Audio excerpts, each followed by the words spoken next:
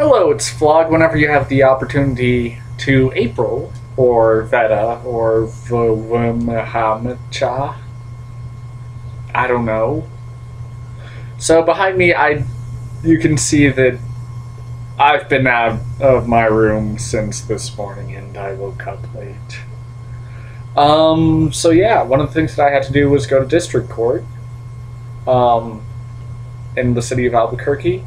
So that reminds me that I never told you about the time that I did a ride-along with the Albuquerque Police Department. And it occurred March 8th, which is a Friday, for my law and geography course. So basically what I was doing is I was going to go ride along with an officer, and then I would talk to him about how much his discretion plays a part in choosing whether to arrest someone, whether they should be arrested for a felony, a misdemeanor, so on, stuff like that.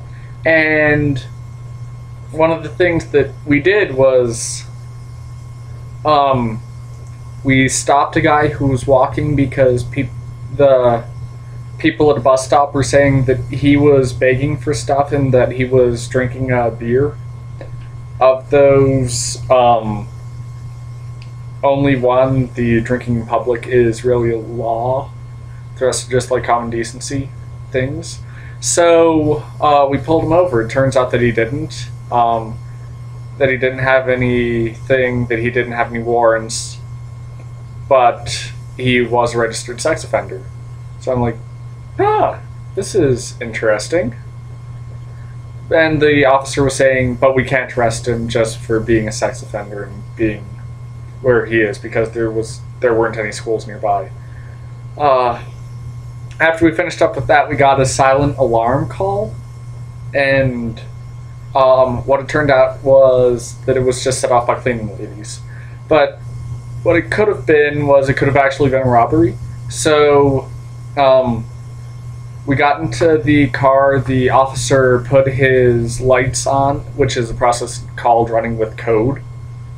Don't ask me, I didn't come up with it. And one of the things that he was saying was that in some areas of town, the people driving will be really nice and will get out of your way, like they're supposed to. But in some areas, they will just basically come to a stop in the lane. So that was the case while we were going there. We had to stop short about like 5 times, I want to say, and we weren't the first people to arrive. A group of people another cop car rather arrived before us, and so yeah, there wasn't anything exciting going on. It was just set off by cleaning ladies, probably disinfecting the alarm pad and accidentally pressed a series of buttons. So the two officers who were there first said to myself and the cop that I was riding along with that, man, either it was a false alarm or those were some of the nicest robbers I've ever met. So I thought that was awesome, and I was just amazed by that. Then we decided to go to Walmart. And while we were there, there was the officer was telling me that what he normally does is that if they're just stealing food, he won't arrest them because odds are good that they actually need it. But if it was in the Northeast, he would have to take them in regardless. So there's always that. It turns out that one of the guys that we arrested was an illegal immigrant who had a fake driver's license and a fake social security card. And by fake, I mean counterfeit. Both of those are felonies, and that's what he arraigned him on. He could have also have gone with a misdemeanor charge of possessing counterfeit identification, but he decided to go with felony, although, as he was saying, there's a good chance that when it goes to court, the judge or whomever will knock it down to a lesser crime. Then we also got another guy there who was stealing gloves. They both were for some reason. And the other guy was decently nice, I guess. He said that he just came up to work and all that, and the officer was basically going to let him go, were it not for the fact that he had a gas cap to a Harley Davidson motorcycle, which he took, ostensibly he took it off a Harley motorcycle that was just parked in the lot of the Lomas Harley dealer. And the dealer didn't want to press charges, and the cop was a little bummed about that. That guy had been drinking, so we ended up having to take both of them, one for being an undocumented immigrant with fake identification, and the other for it wasn't public intoxication, but I believe it was like aggravated shoplifting or something like that.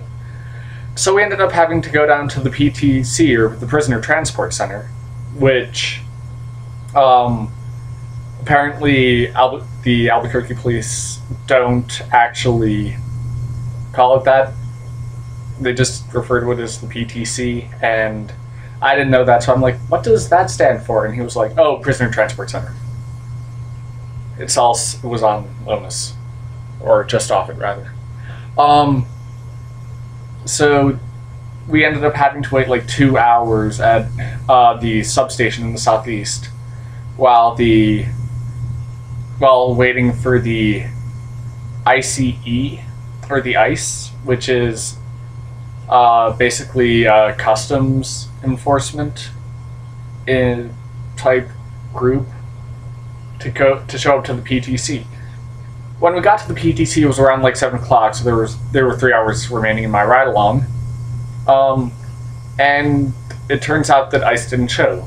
So both of them got booked into the PTC and were going to be driven to the Metropolitan Detention Center, or MDC, which is of course not to be confused with where I went today, which is MDC, but Metropolitan District Court. After that, we got a call for a child custody agreement, and the officer that I was with was talking to the person, say, we can document this, but because you're the grandfather, we also have to document that your son wasn't here to receive the child.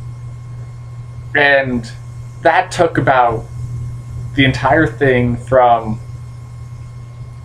finding out that the child was actually in the house and not kidnapped by the mother. Took almost 2 hours,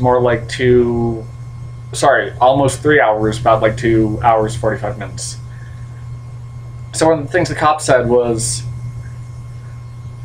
and this is paraphrasing, don't work for the government, because when you work for the government, you work for people like, and I'm going to use a fake name here, so the Spiegelmans. And I mean, I read this sort of stuff for fun, and I was in the middle of reading it before I realized, oh wait, spring break, I need to get my ride along in so that I can turn in the paper on Tuesday. So that was fun. I don't want to work for the police department anymore.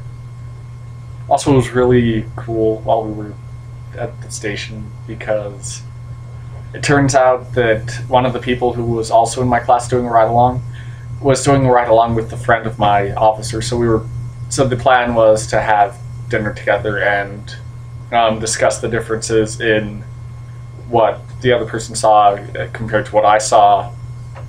But it turns out that because my thing ran late, it didn't happen.